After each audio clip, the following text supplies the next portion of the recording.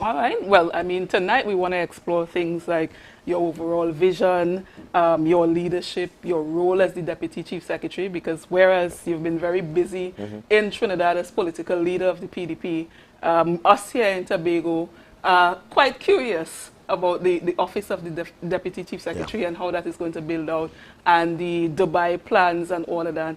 But let me ask you this, seeing that we're fresh off the launch in Trinidad, and I don't want to go through too much because Tobago updates covered that extensively Yeah, you don't yesterday. You know don't what give I them a mean? recap, yes, Yes, yes, yes. everybody knows what happened in Trinidad yesterday. Definitely, you don't give a We recap covered at that. all. If you did not see that, just go on Tobago updates page or website, and you will get everything from the launch yesterday. But I want to ask you something. As you are in this political momentum, you said that you haven't had a chance to No, rest yet. at Have all. you had a chance to take in the fact that you have created history, significant history in Trinidad and Tobago, becoming the party, the political leader of the party to take 14 seats in the Tobago House of Assembly election, given that the PNM, the People's National Movement, the Tobago Council, they were there for how many years? You've had, I think, 2 previous iterations of a minority or opposition to the PNM, and you came from wherever you came from, and you unseated the PNM. You forced other people who thought that you couldn't do it to actually join you. Have you really taken in what that means? No, and I'm glad I have not taken it in. I do not want to get swell-headed. Okay, So all I'm right. glad I have not taken it in. I see my role as a worker, you know. I see my work as a man to get the job done. And that satisfies me, to see the progress I am making, the progress Tobagonians are making, the progress Trinidadians are making, and to open up the space to a whole new, different type of discussion. I'm not one to sit down and ponder and say, well, Okay. yeah, you know, I've done this great. Clap myself, I've Okay. done well, because it's about battle. And, you know, you win, you lose the battle, but you have to win the war. And the war we are in is to be able to give Tobago an easement so Tobago could grow and develop in accordance with the desires of its people. We have desires. As the people in Grenada, Barbados, St. Lucia, any Caribbean country, we have desires. We have dreams of having a Tobago that is Tobago, that reflects our cultural heritage, our social, it's our socialization as a people, because we socialize differently, even our economy. And so to be told by Trinidad all the time what to do, to be treated as a ward, which we are a ward, is very unhealthy. And it damages generation to come to be in this submissive and I would say backward position, not just submissive but backward. Okay, so you're leading me into my next question. Okay, then. sorry about that. That's It's good. That's In good. this That's vision. good. Yeah, because one of the reasons why I ask you what I ask you is that I know you're busy. I know that you're launching PDP in Trinidad. But when we look at what's happening here in Tobago, Yeah. several people who now it seems as if their support in the THA elections came because they supported you, Watson Duke, as a man. And I don't know if you've seen all of the, people are talking on Facebook and so on. There are some people No, who I've not. feel as if you have abandoned Tobago, as if you've come, you convinced them to vote for you. They're looking after your leadership. Yes, you did say that you were going to pass the THA to our Chief Secretary, Farley Chavez Augustine, but they seem to, based on what we're seeing on social media, people are doing lives and all sorts of things, and they're asking, where's Watson? We're looking for that kind of leadership. I don't know if that speaks to anything against our Chief Secretary, or if it's more because they want Watson the man to be here, to be present, to focus on Tobago first. Well, first of all, let me say I have much respect for my Chief Secretary, Farley Chavez Augustine. We are different insofar as our personality, we are different. But he has the ability to govern Tobago. And as a political leader, I've stepped back from the position and I've entrusted that position to him. He now has what no other Chief Secretary have had, which is the amount of persons he has is 14 secretaries, myself included, and 3 councillors. which make it 70, the largest team ever assembled by any THA since 1980. In fact, if you go back to 1969, it's the largest ever. And he has the ability to treat with the issues. He has been treating with it. 4 months, he has been doing as much as he can, given the restrictions and limited flow of cash, etc. Persons, however, want to hear what's in you make noise in this space. And I'm not prepared to make unnecessary noise in the Tobago space. I think the Chief Secretary is the chief spokesperson, and let him speak, let the other secretaries speak. I've been speaking my whole life. But have you, Mr. Duke, heard the cries? Just recently, I think I saw somebody who is a strong supporter of your organization, or at least who supported the PDP for the THA election. There's several people that shocked many of us that have come out and they've said, listen, our Chief Secretary is perhaps not experienced enough right now. That's what somebody even called outright for the Chief Secretary to resign or for you to remove him, that kind of thing. So I suppose what I'm asking you, have you had any inclination at all that maybe you should stop, come, offer some advice? You don't need to be Chief Secretary. We meet every Tuesday. Tomorrow morning we're going to meet at 10 o'clock. I'm going to say what you said to me. Okay. Every Tuesday we meet, we have our discussions. You know, those persons, they are healthy for democracy. Those persons who say enough is enough and all the things that causes you to self-reflect. It's very important for democracy. We want that. So we don't want to silence that at no time. What we don't want to do is to give them evidence of such. And I think that there's no real hard evidence of such. You know, in leadership, you're going to make mistakes. In leadership, you're going to have to learn as you go. All right? There's no leader who could just autopilot a country. None. None. Not even who? Biden. He's around very long, one of the oldest politicians in America. But he cannot autopilot a country. They're going to question him. All right? Not Donald Trump, mighty and powerful and aggressive as he is.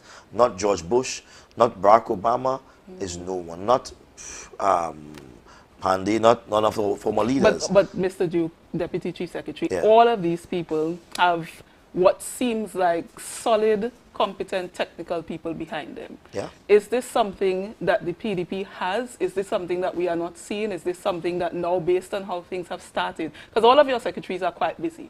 And personally, I would believe that they're all working in the best interest of Tobago. As you said, we may all make mistakes, that's fine. But continuous mistakes may be problematic.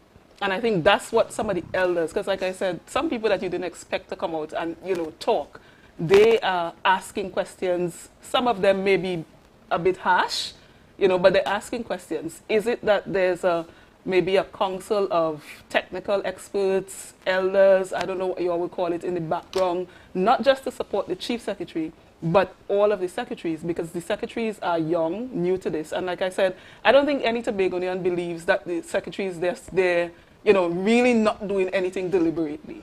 So now let me take a giant leap into your discussion, right? As a Deputy Chief Secretary, there are several areas under my portfolio. One of the areas is to monitor policies and to evaluate them. Now, all organizations are controlled or managed by policies. You can't just operate an organization based on vibes. How you feel this morning, you feel hot, you feel cold, you feel friendly, you feel, you know, neutral. So those policies are normally formulated by the Executive Council, or there may be regulations that exist in the Public Service Commission, regulations, something like that, you know what I mean? Or found somewhere in law, be it the Parliament would have issued policies and it overrides certain teaching policies, etc. We are guided by that. I am to monitor those policies and evaluate them and then report so that action can be taken, whether it's with training, decisive action as far as discipline or reprimand, or even an investigation. And if you think, or the public think, and I'm saying now for the public of Tobago space, if you think any area, any single area is not functioning well, any single area is not functioning well, or there may be some type of a undercurrent or activities that lend itself to question the integrity of people, you can write to the Deputy Chief Secretary. My office is currently, it's the next question, office currently my yachts building where sports used to be. Okay. I won't occupy the place So you've last week. taken that building already? You've got Well, it's going to be temporary. Okay. Before a month or so, because it's not the building that's really perfect for. Is any of your staff there? Are you Well, there yeah, right now? well, I'm there right now. I mean, Okay. I don't have much technical staff as yet, but I mean, I can do the work. What's in Juke is a combo, you know, almost a one-man show, you know what I mean? So I could do the work. The person are going to come, but I'm not going to wait and say, well, I have no director of this, I have no technical person of this. No, I have an administrator, Right. I have HR staff, I have account staff. You know, I have a little, When was this office officially open? When did you it's not officially open. Okay. It was a stitch in time at Save 9. Okay. Right? We didn't have all the wherewithal to have the perfect office and the perfect place and the perfect timing. So there was some delay. And so the Chief Secretary recognized time is against us and put the need for us to come on stream and handle certain things would have made a radical move in that sports once operated as a unit by itself Right. and community development. So he now told sports, okay, we know you have been there for a while, but you need to go across to community development. So they went across to community development. It's now sports, youth and community development, something like that, right? Right. And so I'm now occupying the building with the staff there Okay. and with the administrator who was once in sports. Okay. So in the next few weeks, the Chief Secretary is going to allocate some money to that vote, and we're going to start hiring persons, have interviews going out. I've already spoken to the administrator there. He's a very good administrator. I think he's willing to work. Right. And we're going to change things. We're going to make Tobago what it should be, because I have zero tolerance, yeah? Zero tolerance on persons or organization that does not conform to policies. There'll be zero tolerance. I have a particular case, and I want to bring it here, right? Where I wrote to the CEO of TRHA. It's a very serious case. Because persons have been coming to me, telling me they feel worn out, they feel abused, especially health sector, right? Coming out of the pandemic for much years. And so I asked him for the policies on hours of work, the policies on vacation, the policies on things like, well, vacation leave, right? The policies on if you have to access, if you're aggrieved, how do you seek redress? Okay. And a number of things I are asking policies on. I wrote to him, I told him, give him 1 week to submit those policies to me. He never submitted in a week. So this, okay, you have me And quite curious. I want to make this point, a significant point I want to make. Because I want to be aired in the public. I'm not skylarking at all. He didn't submit the policies at all whatsoever. Nothing he said for the first week. I then write him again. And in my first letter, I told him, well, look, I'm appointed by the THA to carry out this responsibility. If you wanted, you could have asked for information. So I wrote him asking for the policy document. Now that's why you're teaching me something here tonight, Good. and perhaps several other Tobagonians, because I did not know that the Deputy Chief Secretary, I Anybody. mean, you said it earlier on. That's Because right. my first question is, why didn't you perhaps ask the Chief Secretary to write to Dr. Faith or contact No. Dr. Faith as the That is secretary? long-time politics. Long-time politics, and I'll get to that. So he didn't respond at all. So I wrote him again. I said, look, you are engaging in what is called act of misconduct. All right? Because I've written to you, I've given you time, I told what I want, and you did not do it. There's a particular term in industrial relations, in employment law, that's not coming to my mind right now, right? That actually what he did. I told him I'm giving you another week again to provide me information because it's needed. You know, the Chief Secretary to know how much persons would have been affected by these things during the pandemic, didn't get leave, didn't get vacation, a number of stuff, you know what I mean? Right. I can't list out all right now. He would be interested in knowing that and how we could address those issues. For the second time, he did not. 2 weeks passed. So you're putting Tobago on I notice. allowed him another week. So 3 weeks passed altogether. No response. I then wrote him again. And I said, I'm giving you, well, that time about 24 hours, in which to tell me why we shouldn't initiate discipline action against you at the executive level. Oh. Right? He didn't respond on time. But his secretary tried to explain, right? Tried to explain the position, saying, well, it's her fault, she had plenty of work to do, and things should come through her first before it goes to him, and before things goes out, the other pass. That's hogwash. Okay. Hogwash. That's the internal politics. That doesn't matter to me. I'm very serious where the business of Tobago is concerned. So I want to ask you, because this one will take a whole episode of 40 hours. That's right. But let me just clarify it. I don't want to leave it jangled. I have to cut it surgically clean. So what's happening now? We went to the executive council with it, and the chief secretary would have therefore identified one or two persons who would become the investigator and investigate the matter, because his reliance was on that, you know, that he cannot engage any political requests. This is not a political request. Right, because the policy has changed. This is not a political request. This is, I am asking for policy. Right? And as a public servant or public sector worker, you have a right to give anybody who asks you for policy. They can do so under the Freedom of Information Act. They can do so anybody. And you have to give that. That's not secret information. We're asking for names of salaries and this kind of stuff. But again, there is a type of dotish behavior that exists sometimes. I'm not tolerating at all. Within Tobago and Trinidad, where people believe it's rank. I'm not on rank. I'm not on rank. Tobago's work must go on. And so I'm saying to you, if persons feel that there are areas where they're not getting justice, you can come to me.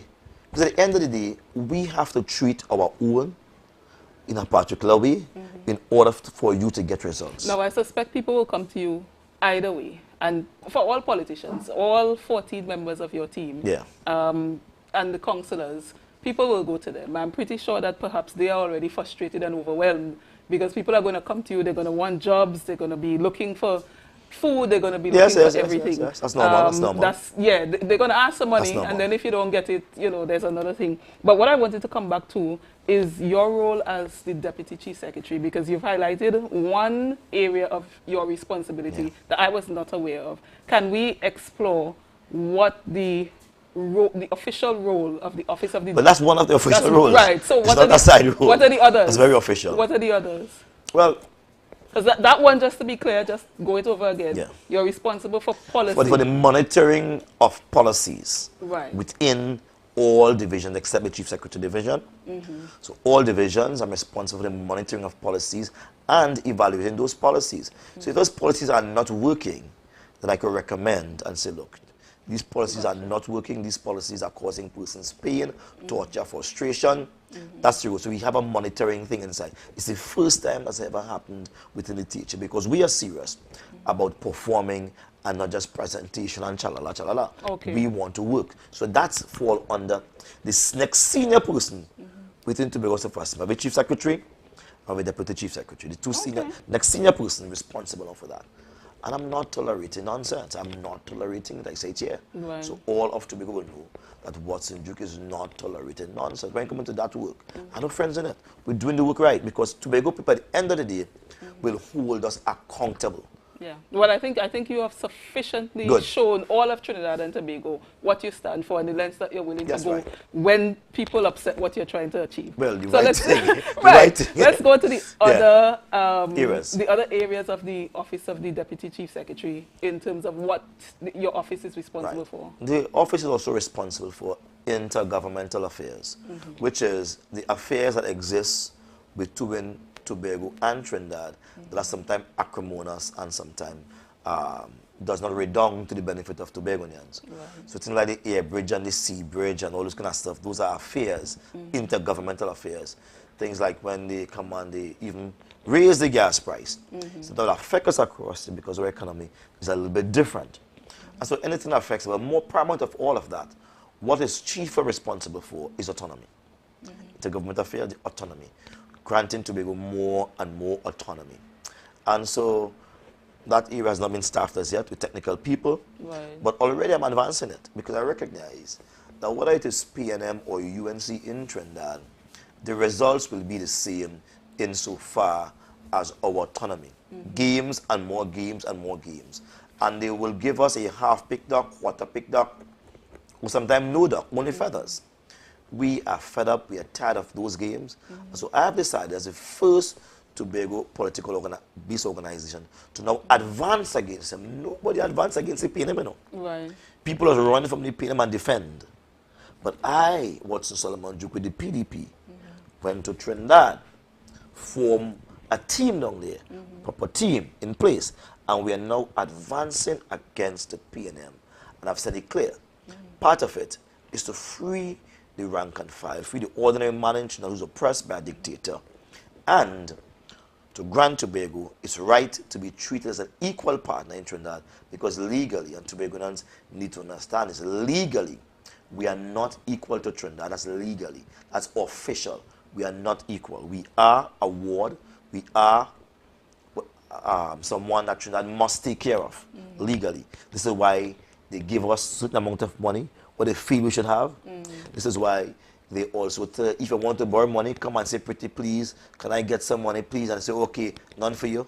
So just as an aside here, is it because the office of the Deputy Chief Secretary was not yet officially ready on the THA business that you decided to strategically move ahead with the PDP office there, which is the political entity and not the THA, because the two go hand in hand? No, I suppose some of us I expected think you're that asking perhaps a double-barrel question. I'm not sure what's the intent. No, because what you said in terms of the responsibility of the office of the Deputy Chief Secretary, part of it is the autonomy, which is advancing, as well as the intergovernmental affairs, right? If I'm not mistaken, on Monday, I don't have the paper with me, but one of the things was setting up an office of the Deputy Chief Secretary in Trinidad. Definitely. Right, so for me, I don't know if anybody has thought that. I expected to see that happen, but then the office wasn't officially ready, and we saw the PDP move ahead. So that's what I'm asking you. If like I say, I'm a one-man show. I don't want to wait on a full team. If the work has to be done according to what's in due, the work will be done. Oh, Mr. Duke, I really hope that you get a vacation in between will be all of done. this. So, I mean, not have an office, but recognize the need for us to advance against our those in Trinidad, the government in Trinidad, to advance and to push them back. I eventually set up the PDP office and continue the political work. Right. But more than that, all is one. Because Tobago issue is a political issue.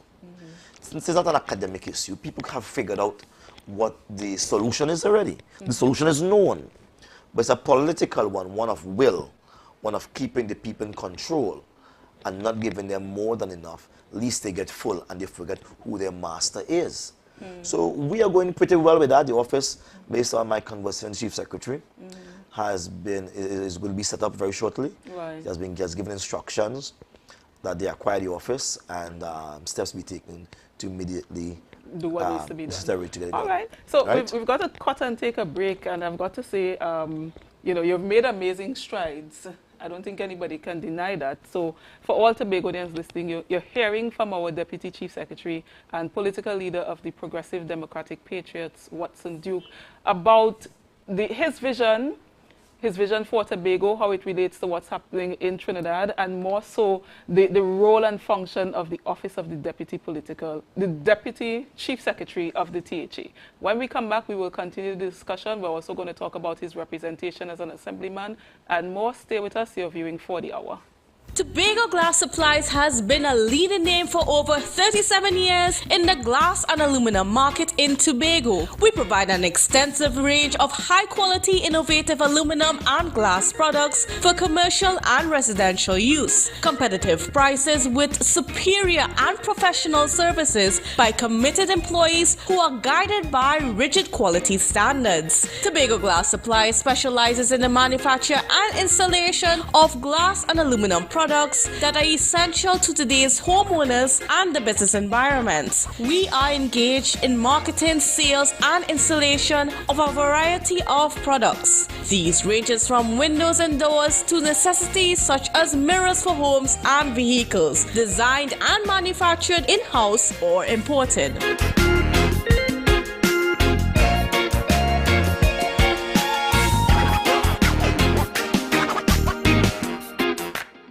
Rest easy at American Stores. Up to 20% off. Outstanding discounts on selected Serta, Sealy, and Therapeutic mattress brands. Check us out today at American Stores, where we make quality living affordable. Our national borders, our first step to security, but a possible access point for guns, drugs, crime. If it does not look right, do the right thing. Call Crime Stoppers anonymously. 800-8477. Report possible border crime. Are you looking for that all-in-one shopping experience? Then look no more. Visit Lamb's Best Mart for your grocery items, fruits and vegetables, drinks, home items, stationery, gift items, hampers, shopping gift cards, toiletries, small hardware items, and much more. We provide order and pickup service, even delivery to your door. We are your friendly community supermarket. Check us out today at Lamb's Best Mart, located at 22 Daniel Trace Canby, or visit us on social media at Lamb's Best Mart.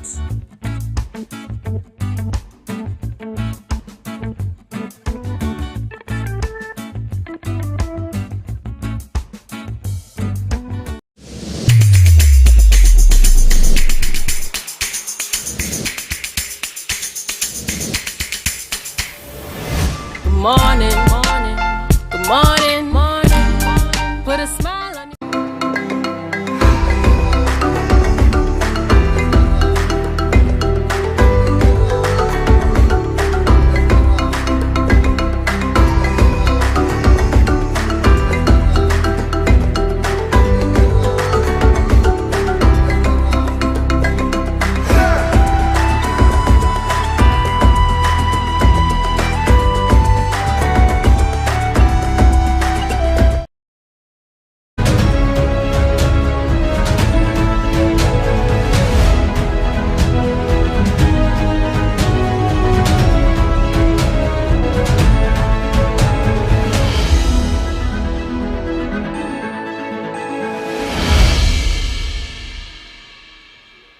Thank you for staying with us. If you're now joining us, you're viewing For the Hour. I am Glendora Lashley, and I have with me for the hour the political leader of the Progressive Democratic Patriots and the Deputy Chief Secretary of the Tobago House of Assembly, Mr. Watson Solomon Duke.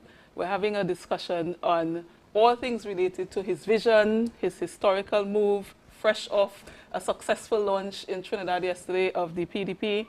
But we're keeping things Tobago because, of course, as I said, if you want to catch up with what happened in Trinidad yesterday, just go back to the Tobago Updates Facebook page or the website. They were there. They were live for more than 4 hours. You will get all of that in terms of the launch. Tonight, we're having an exclusive discussion with our Deputy Chief Secretary on matters more relating to Tobago. And so, Mr. Duke, before we went to the break, you explained some of the areas that are under your purview as Deputy Chief Secretary, and there's some more. So let's get into the others. Right. Diaspora Relations Department falls under the Deputy Chief Secretary. What is Diaspora Relations Department? It's that department that says, while we have 60,000 persons living on the island of Tobago's original birth, we have about over 300,000 plus persons of that diaspora living in Trinidad. For example, my grandfather had about 9 children. I think 7 of them went to live in Trinidad. They have children, plenty of children down there. Some more females, and name change to different things, but they are my first cousins. Right?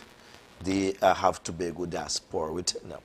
So they were born here originally. They came from here. And so throughout Trinidad and the Caribbean and the wider world, there are Tobagonians there are persons rather with the Tobagonian heritage within them. The genes, the DNA within them. And so there's my responsibility under the THA to ensure that those persons are somewhat unified on a particular platform. That we can communicate, we can benefit from the development in life, or the education, or the business, the expertise they have. You know, we can benefit from them. That relationship. I don't want to say that money-wise, but whatever they have, we can benefit, and they can benefit from us. So we want to create a win-win situation in diaspora. Someone who is from the diaspora, they will be able to access things like housing, lands, and different things because they're Tobagonians. Once we can prove that, they can access, and there will be some benefit for them. That's a long-term plan. Some benefit. So we don't want to see Tobago for just those who are living here. Or you're calling those persons who are outside of Tobago. He's not Tobagonian. No, you may not even speak the language. My brother, he's living in Mexico. He has 2 sons. they all speak perfect Spanish, no English, right? They're born there. They've never been here to Trinidad and Tobago. Right. But they have Tobago diaspora within them, right? Okay. So we have to gather all of those pieces together and say, look, this is Tobago. How could you help us build a better Tobago, child by child, family by family, village by village? How could you help us? And how could we help you to understand your heritage and where you come from? Okay, that's quite noble, and given that we need all the extra resources that we can get, hopefully that will work out. Now, Definitely. one very important area under the Office of the Deputy Chief Secretary is foreign direct investment. That's right, I'm coming to that. And you made headlines nationally in your Dubai trip when you announced to the world and to many Tobagonians what the plan for the city of Roxborough would look like. Yeah. Because many of us heard you've been saying city of Roxborough forever. Yes, well, right? But I think it's the first time that people saw a plan. Some people were taken aback, some people were surprised. I saw some people asking whether or not there was consultation about that. Tell us about foreign direct investment and the Dubai trip as it relates to that. Right, well, I was in Dubai representing the Chief Secretary, right? And I think they had some World Expo where different nations of the world, Apache Expo Village, it's permanent, where we're displaying different things and looking for business, etc. So going up there, I understood that what the Trinidad folks would have wanted is for the PM Trinidad folks would have wanted is for us to go up there and recite the same thing. We have coral reef, we have a big green coral, you know, and you have more species of bird, more square miles, and talk the same chalala. You know, you'll get 10 years tax free, this, that. But in order to speak to the international community, you have to speak to them about a plan that makes money.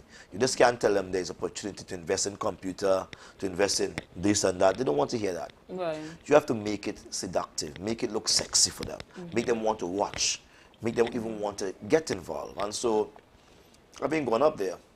What we create, what I've been creating, and I've been speaking to the people of Rockwood since January, since we came into power, about the city, etc. It's quite a while. And so I had designed that. And it was something to say, we are going to create a shift in paradigm. And to begin a conversation, if you want to invest, you can invest in either of these things. And I must say to you, it was well received. It was well received by the audience who were there as I spoke. Usual Watson Duke style. They came to the edge of their seat. I said the blueprint of the green economy. Now, when you speak green economy, what you're simply saying to the United Nations and their Sustainable Development Goals and to the Paris Treaty and the climate change agreement and so on, is that I want some of that funding you have available for climate control. I want some of that funding you have available for Sustainable Development Goals. And Sustainable Development Goals talk about creating employment, talking about a number of other issues to reduce and stuff and stuff. So I make sure I tap all that into the development plan. Because the pitch was to persons who are funding stuff and persons who want to engage. But I must admit to you, we are far way off in Tobago insofar as attracting foreign direct investment.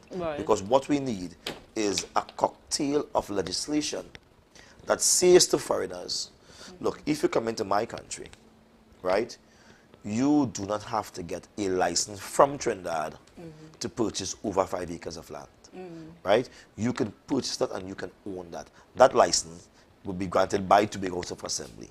We need to have that permission at least. We're not saying remove the license, but give the power to the Tobago House of Assembly, who must be able to manage its own economic space.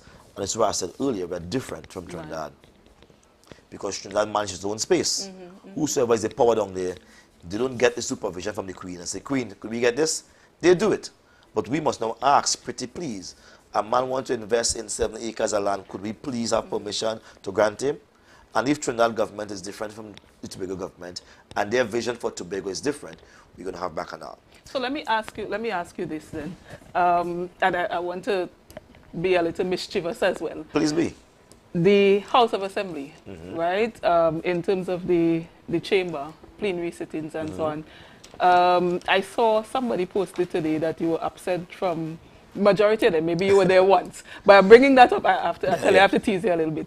But I'm bringing that up to say, can we expect that perhaps the first motion, or one of the early ones that you would take to the House, would be to try and adjust the legislation to positively affect or influence that kind of change that we could get the foreign direct investment that you're talking about? Now, for Tobagonians who pay attention to legislative matters, you know that the THA is not a lawmaking body. They go in there and they toss around policy. It's been like that forever. But based on what our Deputy Chief Secretary is about and his role as political leader and advocating in Trinidad, can we see that go through, that motion, go through the THA, sent to Trinidad if you all pass it here, agree to it here, and then you further advocate for legislative changes? Yes, and I think you have said it well, because my role is to keep the THA busy. You know, when we get busy here, they won't have time to sit down in the office and look pretty. You know, they'll be preparing, have speech writers writing speech for them, preparing how to defend things, how to push legislations forward. Because we need to attack every single piece of legislation in Trinidad that affects our right towards autonomy in Tobago. So it's not just foreign direct investment. We need to assert ourselves in the political landscape where the PNM is concerned in Trinidad.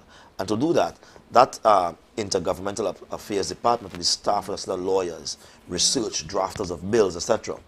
And so we will somewhat be responsible also to, I think, for the legislative agenda for the year. Okay. So we have to meet almost every week in the Parliament, because this is serious business. Right. Running a country is not just old talk, sitting and say, all right, I pass amount of money, so. It's serious business. We must show that we are ready for that transition. You know that there are several people, particularly those people with stronger historical context and who were around, you know, well before at least my time, that they sort of expected from you and Chief Secretary Farley Chavez Augustine to, I would say, break the law, be revolutionary. Because you started a movement that called people to be revolutionary. And I saw at least 2 people ask about, you know, just do certain things. Yes, it's breaking the law. I suppose they expect you all to go that route. To fight for Tobago, to get what many feel Tobago deserves. It's another conversation. But how do you feel about doing those radical things now that we are. But this is my department. I will say responsible for leading that charge. Leading that charge. And that is still being set up. That's right, set up. So once that is done, it's going to be totally different. And this is why perhaps those of the PNM in Trinidad doesn't want the office to be set up.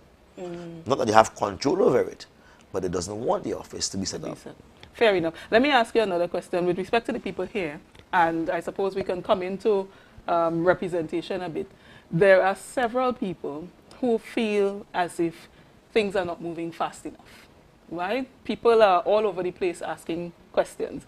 You just said in your own words there, when things really get going, the momentum will start. Do you feel as if there's a need to perhaps try to explain? And I mean, being in the media, you could talk and talk and talk. Some people just won't get it, right? But do you feel as if there's a need for you, because many people look to you, the organization, to explain how the THA works and explain to some people that perhaps the expectations that they had cannot happen right away? And a simple thing is something like getting jobs.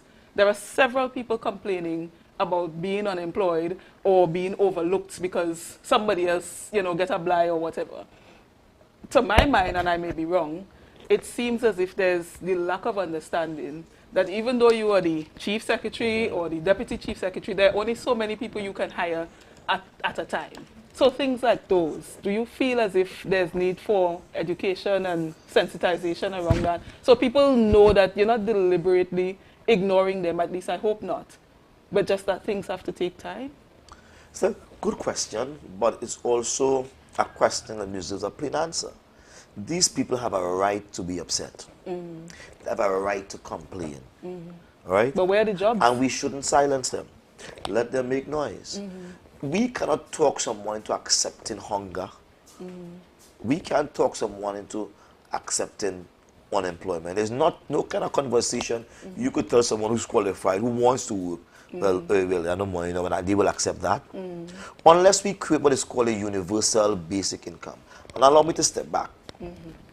That Dubai plan, though it is not fully completed as yet, or presented, I would say, as yet, is a plan that has within it what we call a sovereign wealth fund for all of Tobagonians. When you hear me explain that plan, you will see where the foreign money is invested and the money is generated from those businesses would allow every single Tobagonian to receive a certain wealth. Sovereign, called sovereign wealth fund. You'll find in those outer countries out there. We are saying that it's time at Tobago begin to plan for a deal like this, because we never had sufficient to plan for deals, and because we bad spending money, we are now in a position where we have nothing. We don't want it to happen. Let them complain. Their complaints will drive us to do better. I am not about restricting people. It's not restricting them, Deputy Chief Secretary. It's not restricting them at all. It's making people understand that perhaps X... But there's nothing to understand that, you know. You're hungry, your belly full, and you tell me understand food coming? It's not a matter of understand food coming, it's understanding that it just not have no food. Now, you said something, I heard you on an interview in Trinidad, and they asked you about crime, and you said something that really stuck with me, because it's the truth. In terms of, yes, you need to understand the background workings of why people get into crime in the first place. And it's a similar thing here. If we are not careful, when people have these expectations, and they're well within their right to have the expectations, that's why I'm saying, if you feel that there's a need to sensitize people, because let's face it, Deputy Chief Secretary, several people in this space, including some of the employees themselves, just don't understand how the THA works. And so I you say think to people, money there to spend. I said to Where's people the money? I said to people, the THA has a budget, and the THA employs a certain amount of people with that budget. Now, if we are firing people en masse, there will be employment. But those people we are firing are also Tobagonians. Right. They have families too. So there's no sense in firing people en masse without reason, just because you feel they may belong to the other side. But the argument will be you fire them, but who get in? And who get in? So we can't do that. We can't fire some to replace some. But what we have to do is to get more money to come in. So when the more money come in now, we can then create more jobs. Right. There are plenty of vacancies in Tobago, plenty of vacancies. Now, based I know from my training that monies are assigned to every vacancy, but apparently they are not doing that in Tobago. So there are vacancies, but there are no money assigned to those vacancies to fill those vacancies. So Tobago is lagging behind, and this is part of the problem, that I am equipped myself, now to have an office with the right type of people, and we need to be positioned in Trinidad to fight that fight on a daily basis. We can't be finding one plane and fly back up every day.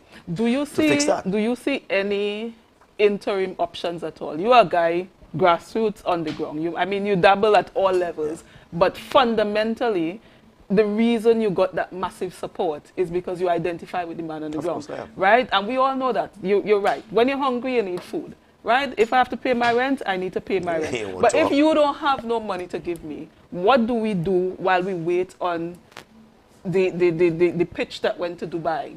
What do we do while we wait on you getting your other investments? This is what we have to do now, right? Set up the office of the Deputy Chief Secretary quickly. Give me the right personnel with which I can carry out my job, and watch me work. All right. Well, remember, I have gotten 14% for the workers in the PSA. When oil price moved from $80 to $40 a barrel, when it was $80, they offered us 9% and said that's all they can do. When it dropped to 40, I moved it from 9% to 14%. Remember, I've never built a house, but I've delivered over 300 homes, HEC home built already, that they were supposed to give away. I said, give me them houses. And I give them away to my members. All right. All right. So you have to allow me now to get more money into the country under the whole interministerial or intergovernmental affairs. All of the things that are under the office of the Deputy Chief Secretary. So it's one thing for the finance secretary to go down and ask for more money. So next thing now, allocate the money. For the deputy chief to go and say, hey, that money I asked for, we need that money. Okay. And then therefore manage the relationship. He does the asking. But the arguments for the money A part after he laid it there, supposed to come from a deputy chief. So it's like, it's a fight. He goes in, he puts that down there, he steps back. And then I then step forward, engage Trinidad, and then bring the thing to fruition. So, Tobagonians, you heard it from the Deputy Chief Secretary. He's saying once the office is set up and set up quickly with the right personnel, he will do what he's accustomed doing to make sure that we get some relief on this island. Now, before we go, we can't have a conversation with you and not talk about the people that put you in the THA. Yeah. And this is your Constituency. THA constituency. Lovely. So let's talk about the people. Talk to your people. What's been happening there? Have you been making sure that those people are happy, or they're losing here to Trinidad? Some people, I tell you, people come. I see the complaints, eh? So you have to forgive me as a media person. Right. You see all the complaints. Again, they say you throw them away and they go in Trinidad. Again, they are right to feel that way. I mean, I must do a balancing act. Right. And they have to tell me, say, hey, you're going too much to the left, come back to the right. Okay. I do not blame anyone for jumping on their Facebook post and say what they have to say. I'm not angry with any of them. See, that's what it takes to be politically mature. You have to be able to take criticism. Sometimes criticism that may come in the form of insult or derogatory language or language that questions your ability. But you have to check on yourself. Self-reflection is good. But I can tell you, last week, Tuesday, I was at Roxborough, I met the people. And whenever I meet people on a Tuesday, I feed them. I ensure when they come, I go late. So I come in the evening time. Sometimes I leave midnight. Right? I think the Chief Secretary also does the same thing too. He meets his people on yes, a Tuesday I've seen the Chief Right? Secretary post about being there after midnight and so on. So I mean, I'm there, but I don't post really, but I mean, I'm there. And I mean, what is not present, and I'm working on it, is the amount of time I had to be on the streets of Roxborough. Correct. Right? It's not there again because, I mean, one of the faces, I'm looking for a bigger weapon now to fight. Right? And if I'm fighting, it will take time for me to be in Trinidad, take time for me to do my work, and I just something not to give. You know, Deputy Chief. So I still make time now and then to still drive and shake a hand, but I can't do it as often. So I do it, but not as often. Before I would be there every single week, 2-3 times a week. Yes. That's all I had to do. But now, remember, we're here. But how do you explain to them? Because again, one of the things about this whole PDP movement is that it's centered a lot around you. Yeah. And even now, the Chief Secretary is the Chief Secretary. He has his job. People are looking at him do his job. He's trying his best, as far as we are all aware, right? So he's there busy. Yes, he has a constituency as well, but he's there. For some reason, the man that is Watson Duke still overshadows a lot of what is happening. So you, for example, even though I'm quiet. Yeah, but you're, and that's why I started off the way I started off, because I'm saying people will, from some of the complaints that have come up in the media, that people they were basically asking, where's Watson? Where is Watson? Why is Watson in Trinidad? Nobody made the connection that, okay, if Watson is in Tobago without the office, what exactly are you expecting him to do? Walk around and shake your hand and laugh at everybody? But Tobago has a culture by default where we like to see people. Now, in your case, it's not just Roxborough, Argyle, or whatever the new constituency is called. The whole country. People want to see you in Moriah. They want to see you in Buku. They want to see you in Mount Pleasant. Those guys that you went by, I think in Mount Pleasant. If you don't go back there, I visited them about 2 weeks ago. You see what I mean? So you have to stretch yourself thin. Very but from what you are saying here, I am concerned about how far can you push yourself with doing all that you're doing. Well, this is my life work, you know. I mean, I don't complain. I like the challenge, and I'm giving it as much as I can. You know, I mean, my day is very, very, very packed. But I love it, because putting a smile on someone's face who was at once at the front to me is the greatest payback for the hard work. And I'm being able to put smiles on faces. And I like the pressure, because it's an indication that persons are not happy. And it causes you to think outside the box, and to come up with novel solutions. Right. It's not something that makes me angry or frustrated. Right. When people complain, you see, it's a legitimate complaint. So I tend to walk around when I can. You have more than 10 years experience at this. You know, they say it takes about 10,000 hours to master something. So I'm very much settled, I must say. You understand it. You understand it. Because it's not easy. We all know it's not easy. For a newcomer, you'll be pulling out your hairs, you'll be angry, you'll be hating people, you'll be stop talking to people. But it's never happened in my life. Okay. You know? All right. Well, unfortunately, time. You know, we're enjoying this conversation. I want to kind of go, before we leave, let me just ask you about your family. And I'm asking this in the context, not to be fast and mind your business. It's public but life. it's also part of the sacrifice. Yes. I've only seen your wife on social media and some of your children, if that's all the children that you have on social media. Well, I don't think Right? so. Well, again, I don't know. I've just seen a few of them. And I always wonder, you know, I suppose they're accustomed to it. But Now we are you tight. are a man of the country. We are tighter than a gun. You know what I mean? So let me tell you, so when I came home today, I was out today trying to tap ends what happened yesterday, telling people thanks, paying a few people. When I got home, about 3:30 today, my wife brought my food, I sat down, my daughter was talking to me, telling me what's going on in the Facebook, what's going on here. So we interacted. My son came down with Lyman, you know, they took a bath, you know. I fell asleep, I got back up, I recognized I have to be in the airport. You know, it's never enough time for them. Right. But they understand what I'm doing. They understand that if I don't do it, who will do it? We can't allow the monsters to take over. There must be some good people good at some place. And it's better a good person rather, sacrifice and get to the top than a bad person walk inside there because no good person wants it. And so I consider them, they are the heroes in my life. Right. Stress-free. My daughter has just finished her first degree in law.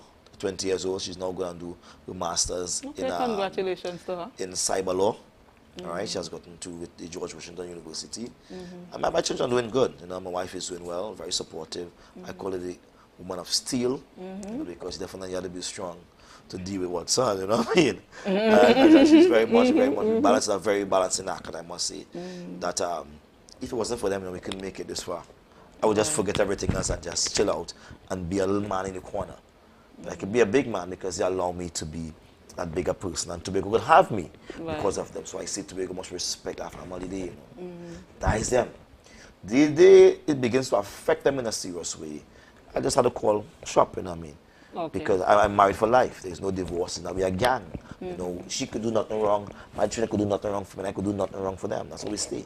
Very tight. And that's how the African family should stay. Right. The black man and his family should be inseparable. And we have to let nobody, nothing at all separate us. Back up each other once you're doing something positive, something productive, something that people could benefit from.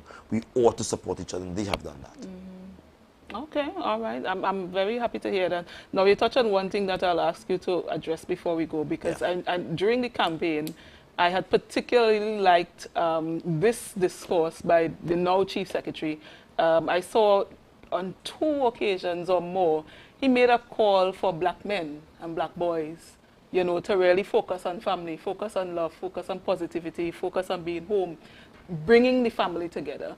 Although we are a majority African society in Tobago, and even if you look at our East Indian brothers and sisters in Tobago, we're all one. That's right. But you can notice, for the most part, the difference in the family structure. Now, there's a whole history behind that. But you just spoke about the black man. And so I'm going to ask you to talk a little bit more about that, because it's important. And I think I said this to you well before this election already. I have seen young men follow you.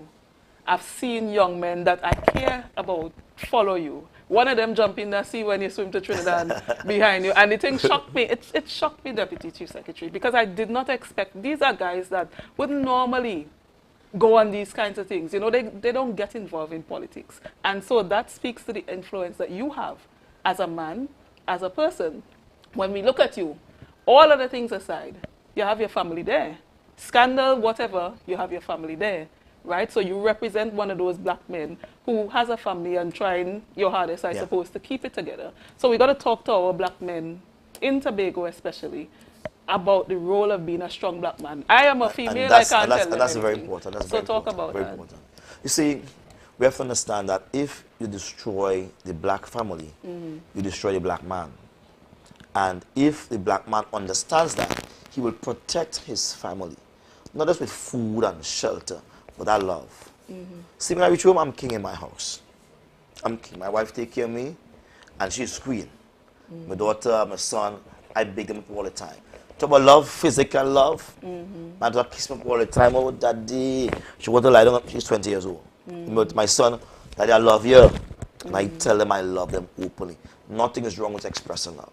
Right. We grew up in a time when black people used to be aggressive. Well, I say, in our country in Tobago here, aggressive and authoritative. But that's not it. have to learn to be soft. So people feel like I'm an aggressive man at home, but I don't shout to my wife, you know. I never raise my voice to my wife, you know. No. Right. We just cool. And she's not in control because she's the boss. No.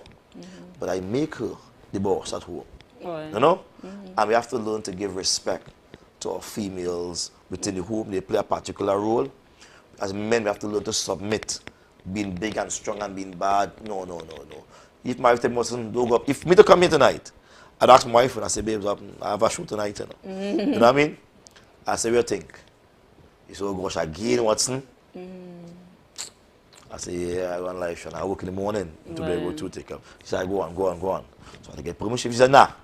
But I call and say, "I can't make it." Because there's a balance. Right. Well, like I say, girl, hush your mouth, I go on here. There is a balance.